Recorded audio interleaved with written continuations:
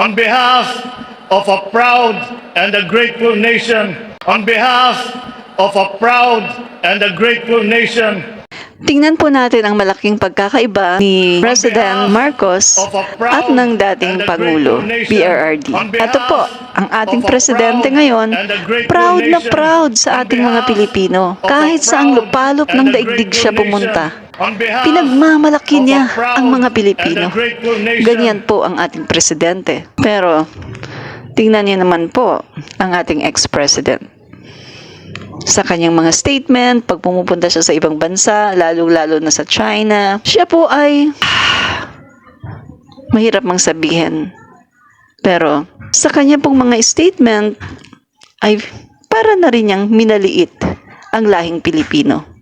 At nakikiusap pa siya kay Xi Jinping. I humbly, yan po ang kanyang mga na sinasabi, yan po ang mga salita na kanyang sinasabi, I humbly. Kami ay maliit na bansa lamang, wala kaming kakayahan para lumaban, maari bang payagan mo na ang aming mga mangingisda na mangisda dyan, mahirap lang kaming bansa, etc. etc. Mga statement na minamaliit ang sarili. Mga kaibigan, kung ikaw ang presidente ng Pilipinas, dapat di ba i-represent mo ang mga Pilipino as proud nation?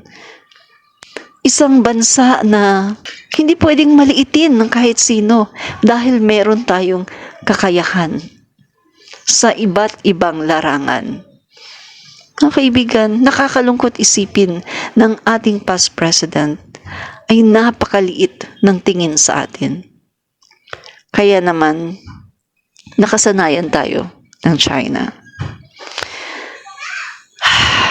Mabuti na lang at binigyan tayo ngayon ng isang presidente na talagang proud sa ating lahi bilang isang Pilipino. Kahit saang bansa siya pumunta, taas noo na pinagmamalaki niya na ang mga Pilipino ay magagaling, matatalino, angat sa iba. Yan ang aking presidente, President Bongbong Marcos.